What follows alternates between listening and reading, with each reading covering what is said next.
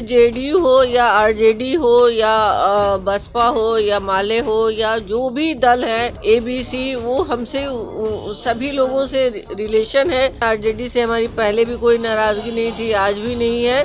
Work में हम नहीं है आरजेडी में, और हम लोग ऐसी निर्दलीय की तैयारी कर रहे हैं कि हम लड़े या बाबू लड़े या हम लोगों में कोई भी लड़े, लेकिन हम लोग की पूरी कोशिश है कि निर्दलीय लड़े। 5% है कि देखा जाएगा। हिना साहब के ऐलान के बाद आरजेडी के सामने सबसे बड़ा सवाल एमवाई समीकरण को लेकर है, क्योंकि अब यह तय हो चुका है कि हिना साहब सिवान से तो चुनाव लड़ेंगी, लेकिन आरजेडी नहीं बल्कि निर्दलीय मैदान में तैयारी कर रही हैं।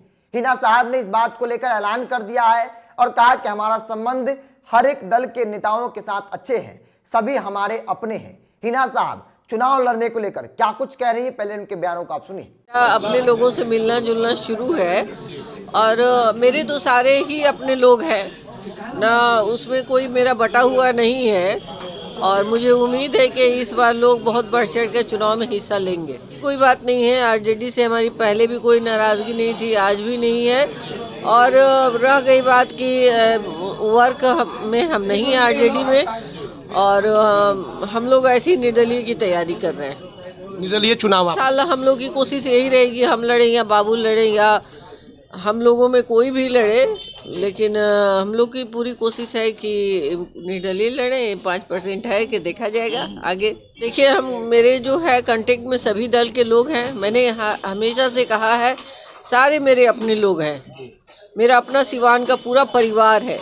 तो इसमें जेडीयू हो या आरजेडी हो या बसपा हो या माले हो या जो भी दल है एबीसी, वो हमसे सभी लोगों से रिलेशन है, सभी लोग साहब के बहुत करीबी रहे हैं।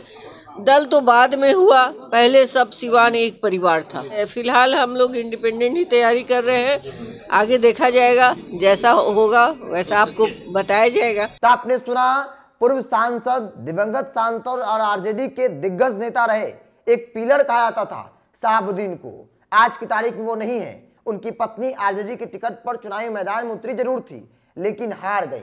इस बार आरजेडी उन्हें टिकट नहीं देने जा रही है, ऐसा तय माना जा रहा है। खबर है कि सिवान से आरजेडी हिना साहब को नहीं बल्कि विधानसभा के पूर्व अध्यक्ष रहे अवध बिहारी चौधरी को मैदान में उतारने जा रही है। मतलब अवध बिहारी चौधरी को हरी झंडी दे दी गई है, और इस बात की नाराजगी शहाबुद्दीन परिवार में है, उनके समर्थकों में है। और इस बिहार की राजनीति में बात कर ली जाए तो मुसलमान वोट बैंक आरजेडी के साथ रहा है। एम और वाई मतलब मुस्लिम और यादव वोट बैंक के बदौलत लालू प्रसाद यादव, राबड़ी देवी एक लंबे वक्त तक सत्ता में रही, तेजस्वी यादव डिप्टी सीएम बने, उसमें मुसलमानों की बड़ी भूमिका रही। 17% के आसपास मुसलमानों की आबादी है, और ऐसे में उन 17% का नेता शहाबुद्दीन उनका परिवार रहा है। अगर वाकई में निर्दलीय हिना साहब मैदान में उतरती हैं तो आरजेडी के लिए एक बड़ा झटका हो सकता है। हालांकि हिना साहब ने ऐलान कर दिया है कि फिलहाल मैं तैयारी निर्दलीय कर रही हूं, मैं लड़ूंगी या फिर मेरा लड़का लड़ेगा, या आने वाला समय बताएगा किस दल से लड़ूंगी। इसको लेकर उन्होंने कहा कि सारे दल के नेताओं के साथ हमारे अच्छे संबंध हैं, सभी हमारे अपने हैं, लेकिन फिलहाल मैं निर्दलीय तैयारी कर रही हूँ।